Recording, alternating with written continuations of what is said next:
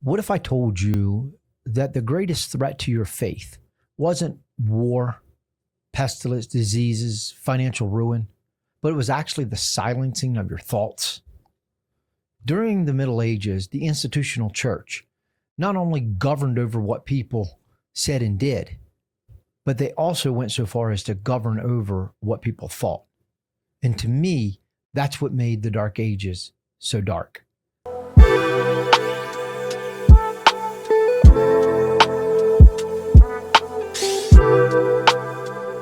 So, what was the thing that made the Dark Ages so bad?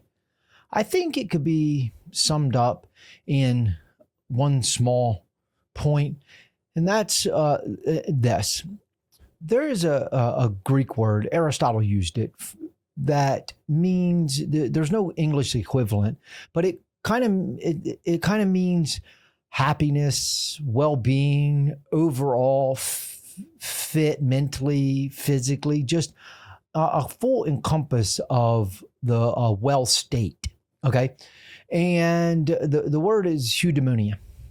Well, Aristotle mentioned this right here. He says that what gives something its this state of being, and he wanted to reduce it down to the concept or the idea, which I tend to agree with him, is you would reduce it down to the idea that whatever makes that thing, that living creature, it's the fullness of what it is.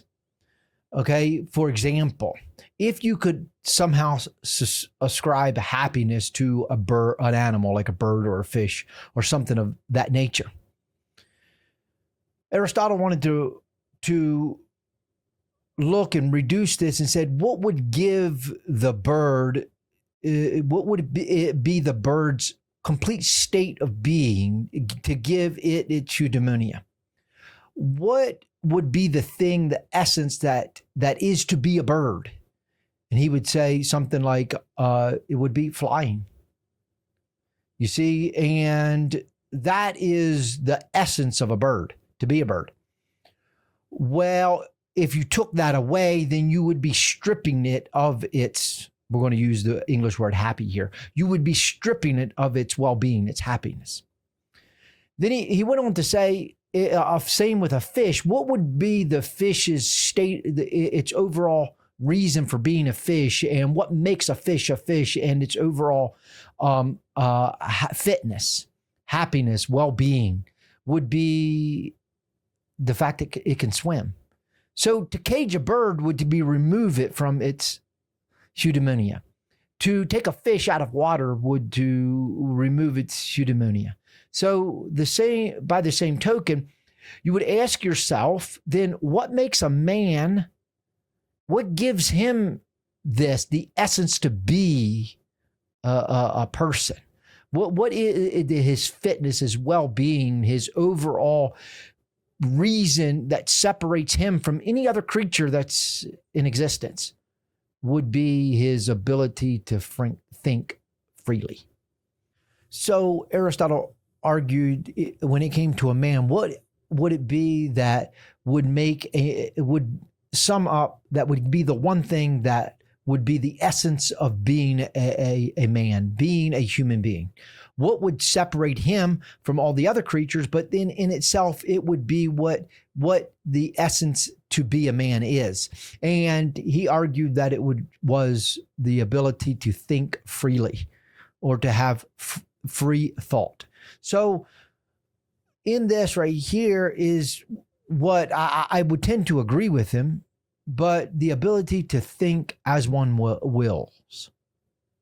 And then to also have the ability to contemplate higher matters, to think about higher things than what you currently know about. So just to broaden your thought and think on things.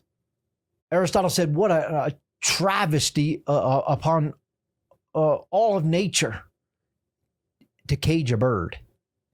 And then we even have a saying that today that codifies this idea, and we say a fish out of water, meaning it is completely out of its element. It's in an unnatural state.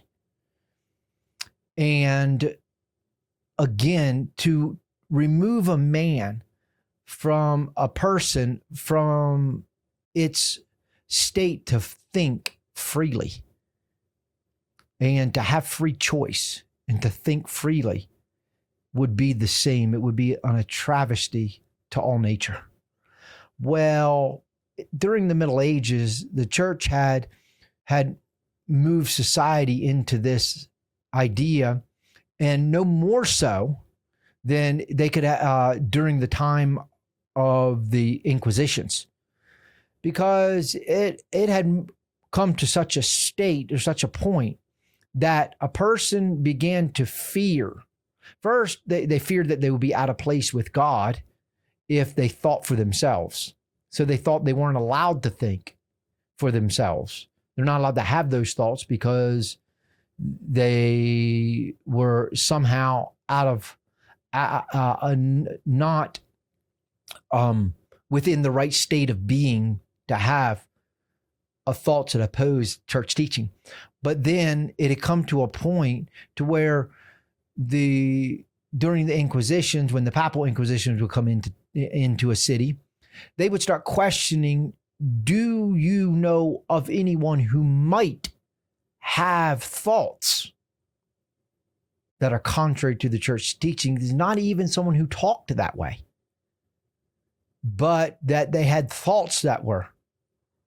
So then slowly they removed, not only the man would think and then thoughts turn into words.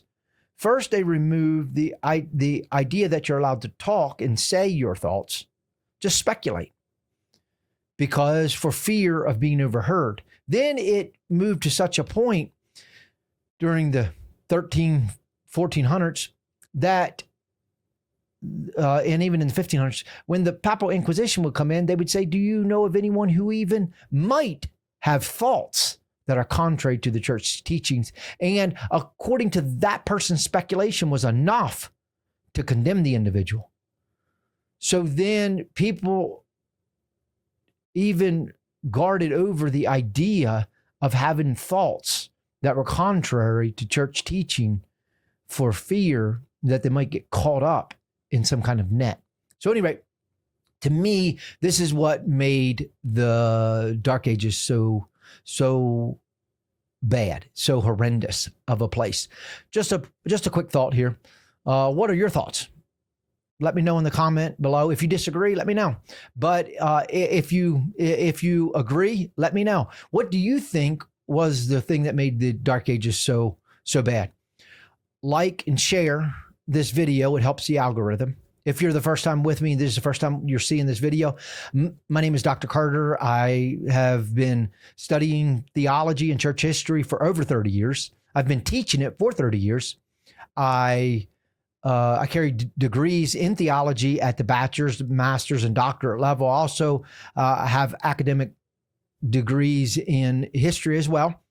So join the channel. I post long and short content. I do in-depth dives into books of the Bible or theological subjects, but then also I just do small one-offs like this. So anyway, let me know if there's something you want me to talk about. Put it in the comment. I'll read it, and we'll do a video on it. God bless.